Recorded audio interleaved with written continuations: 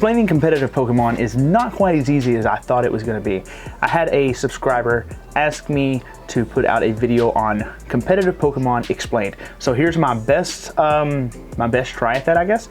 But anyway, so we got competitive Pokemon. It's different from casual, obviously, because it's competitive, but how so? So in the competitive world, you will have decks that are primo built, meaning they have been tested rigorously. They've gone through hundreds of games. Those decks are dialed in to do what they're supposed to do. So let's say you're playing Eternatus VMAX. That deck, its entire goal is to dish out 270 damage every turn. Now to get there, you've got to have the certain amount of qualifications met. You've got to have the right amount of Pokemon on the field. They've all got to be dark type Pokemon, and you've got to have the energy attached. And so you build your deck around that. You build your deck so that every time you draw, you're not drawing a dead card. You're almost always drawing a good card, whether it's a Sycamore, or it's not a Sycamore anymore, it's a Professor's Research, or a Boss's Orders, or the energy you need, or a Crushing Hammer to stall your opponent out, or that Zigzagoon to ping extra damage. That is a deck that has been built to its best potential and would be considered a competitive deck. Now I think Eternatus VMAX right now is considered a tier 2 deck, so it's not the best competitive deck, but it is a good one. Now let's go through tiers real quick. So tier 1 would be the decks that when you have a tournament that runs hundreds of people, a tier 1 deck would be the deck that you see most often represented at the top of that leaderboard and has gotten the most wins steadily throughout a season.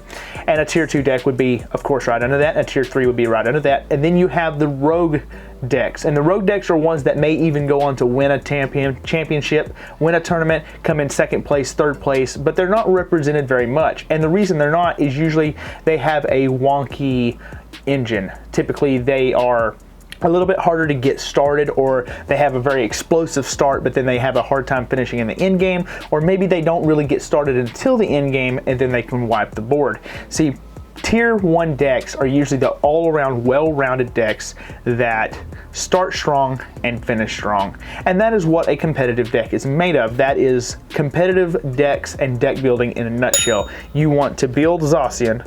You want to be able to do 230 damage each time, and you want to build your cards and your decks so that every time you draw off that top, or with a Professor's Research or whatever it would be, you are maximizing your chances to get that. That is a competitive deck in a nutshell.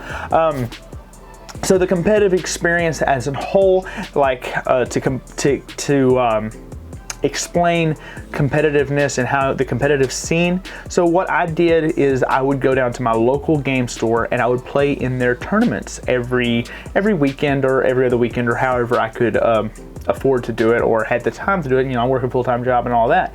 So to get into that competitive atmosphere, you play amongst your friends. You're like, I'm good, I beat all my friends, I'm always winning against my friends. It's the same as if you was to log online for the first time. So let's say you played Call of Duty and you've never actually played online, but amongst your 10 friends, you're the best. Then you log online and realize there's people that are just tiers above you, and you have no hope really of reaching them unless you put in the time and the effort to play. And that's what locals are for. So you go to your locals to play in their competitive format, to play against other players you've never played against for actual prizes, so you actually have a reason to play, not just for fun. Playing for fun is great, but having a reason to show up and a reason to just try and do your best to push, whether that's for packs or money or special cards or whatever, that embodies the competitive spirit. That is what makes playing competitive Pokemon or any other card game fun. It's that getting in there and knowing that if you come out on top, that you are the best one in that store, at least today,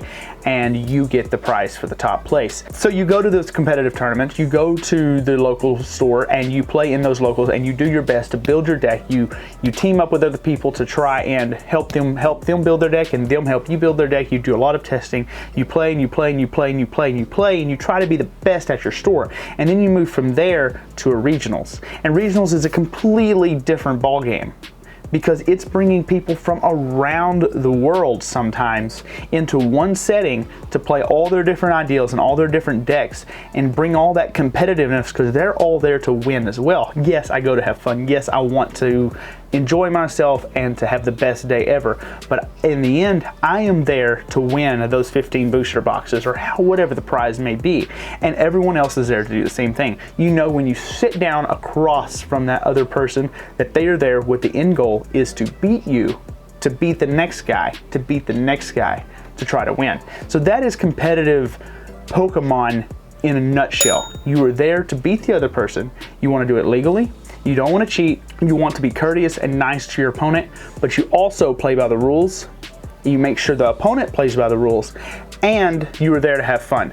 So overall, the two big things to take away from it is you want to win, but you gotta have fun doing it. If you're not having fun winning, there ain't no point in playing. You'll just get angry at the game, you'll just get mad, and you'll end up a cheater or who knows what else trying to win this game because that's your end goal. You know, you still got to have fun and you still got to have your friends. But competitive in a nutshell, that's it in a nutshell. You have these.